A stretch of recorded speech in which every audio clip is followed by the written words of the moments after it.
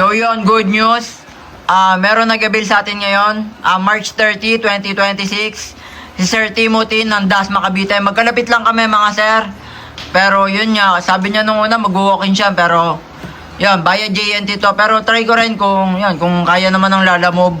Baka ipalalamove ko na lang mamaya. Since malapit naman, baka sagutin ko na rin yung delivery neto. Yan, Dasma Cavite lang naman si sir And taga Cavite lang din ako. So, nag-avail siya ng M1911 na silver chrome. Solid na solid to. Ewan ko lang, tingin ko last stock na yata na ito ng silver. Check ko kung meron pa na ito na available, kung meron pa tayo ulit. Yan, mabili talaga to yan, lalo na yung mga silver. And yan 1911, very classic. Yan kitang-kita naman yung mukha natin. Nagre-reflect. Yan silver na silver yan mga sir. And syempre package yan. May kasamang 0.20 na BBs, 2,000 pieces ang laman. Yan, standard yan mga sir, pang airsoft talaga. May kasamang green gas. So isang green gas. Nagpa-add nga pala si sir ng 0.20. Isang pack na 0.20. Tsaka isa pang green gas. Yan. And yan, ang maganda dito ay siyempre nagpa-add na rin ng isa pang magazine si sir. So, ang tatak niyan, so ang brand natin is double bell yan with pre-hard case na mga sir. May kasama na rin na extra nozzle. So, medyo galante si double bell. May kasama ng nozzle. So, check natin dito. So, yan, pagka kinasan nyo yan. So, yan So, yan, makikita naman yung nozzle sa ayun yung nozzle. Halimbawang mapudpud na yan sa katagalan, syempre napupudpud naman yan. May pamalit na kayo, may extra na kayo na yan, nozzle.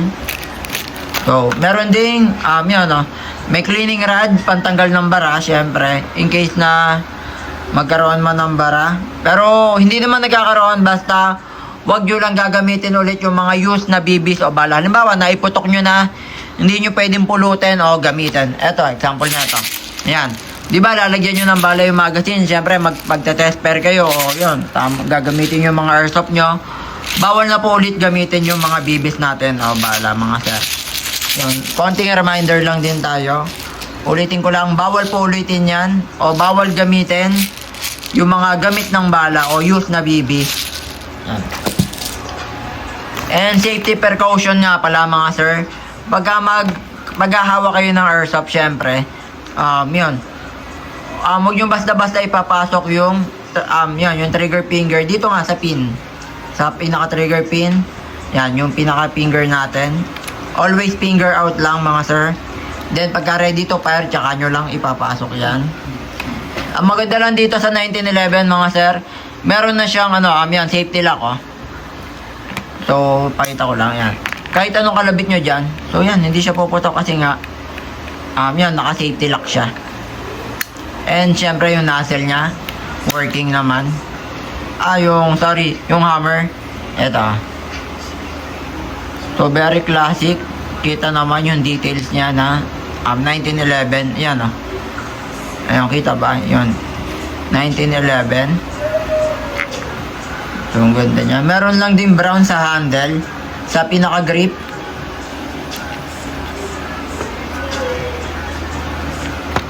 And syempre, nag-request pala si sir ng si Sir Timothy, FPS check ko daw to. Yan, gagawa ko ng FPS check yan. And yun, test pair lang ako sa labas na kasi nga tatamaan yung TV.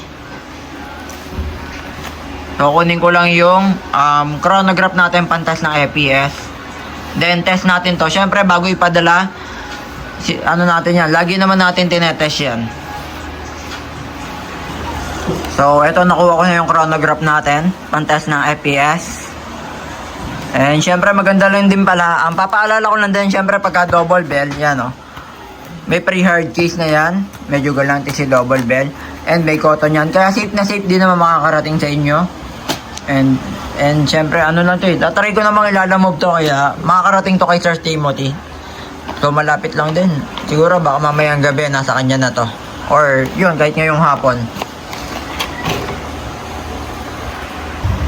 So, test natin parehas na magazine. Pakita ko lang din paano nga ba maglagay ng green gas. So, ito yung pinaka-magazine natin.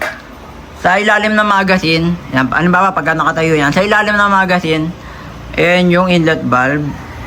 Yung kita ba? Ito, yung parang pin na color gold.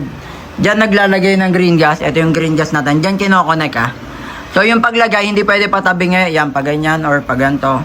Dapat diretso lang mga sir, pagka nagkarga. Siyempre kay Sir Timothy to, kailangan, siyempre malaman niya, since first timer naman siya. Yung pagkarga sir, diretso lang po. So yan, di ba halimbawa nakalagay na, nakakonect na yung green gas tsaka doon sa magazine. Push mo lang yan pa baba. Yan, count ka lang 5 to 8 seconds. So yung goods na yun, test pairing din naman, FPS check, tsaka yun, tetest lang natin yung pinaka-magazine, parehas. Then ito, kargaan din natin yung pangalawa. So ulitin ko lang. So ito yung inlet valve. So ito yung pinaka-magazine. So connect lang natin, diretso lang dapat yung pagkarga. So 5 to 8 seconds lang.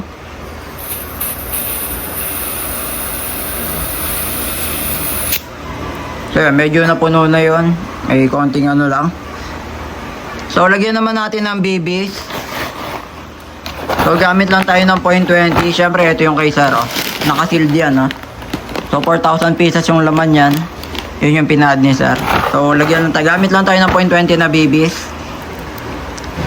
So yung paglagay ng BBs, oh bahala. Ito. 'Di ba yung mga dikasan natin, ng mga bata tayo, dito naglalagay. Yan, oh, dito sa taas. Pero itong mga gas type natin, dito yun sa baba. Binababa yung spring. So, baba mo lang yan, sir. So, yan, dito siya. So, hanggat maaari yung paglagay, alternate yan. Pagka naglagay ka ng BBs, o bahala. Yan, para ma-maximize mo rin yung space. So, capacity na to nasa 24 to 26 na BBs. Yun yung kayang ilagay. So, yan, ganun lang kasimple yung paglagay ng BBs, o bahala. Then next natin, itong isa naman na magazine. So baba mo lang ulit. Ito yung spring, bababa lang yan.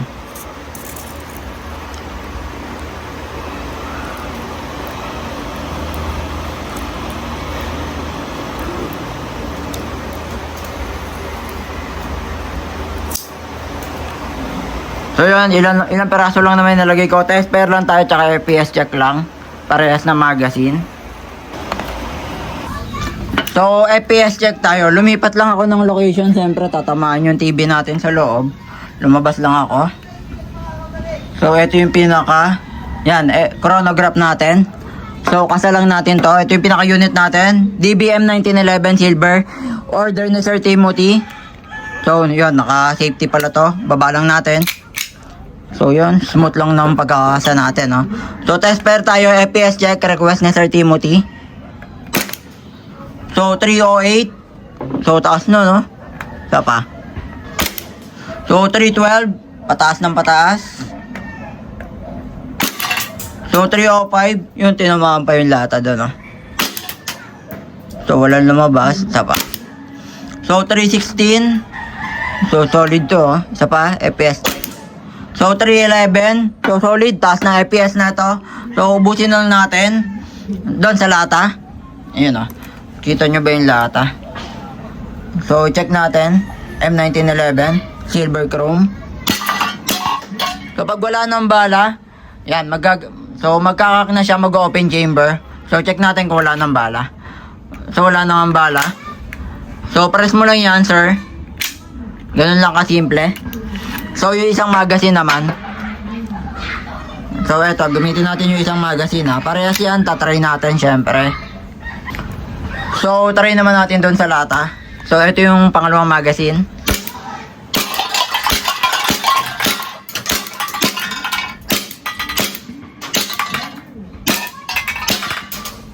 So, wala nang bala. Solid yun, no?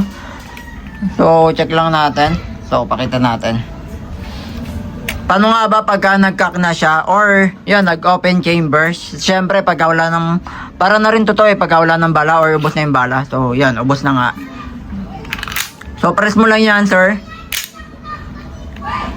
So, solid talaga. Oh. M1911, solid na solid to. Pwede sa daga to, mga sir. So, ganito pala yung nangyayari sa mga tina-target natin na lata. Yan, bumabaon siya. Minsan, nabubutas na, mga sir, yung mga lata. So, lalong-lalo na pagka ginamit nyo sa daga, yan, sure, mauubos din naman yung daga nyo sa bahay. So yan, no? Kita nyo naman, baon na baon, no? So balik na tayo, pakita ko lang ulit yung mga mare-receive ni sir. So pakita ko lang yung mare-receive ni sir. Yung pinaka-unit niya, syempre, yung pre-hard case. Yan, yung cleaning rod, pantanggal ng bara. Then yung extra nozzle, extra magazine, order ni sir. Syempre yung previous niya na 2,000 pieces na 0.20 yan. Then isang green gas. And yung isa pa, nagpa-add siya additional. Tsaka 0.20 na bibis ulit. 4,000 pieces naman yung laman nito. So Sir Timothy ng Dasma, maraming salamat sa iyo sir. God bless.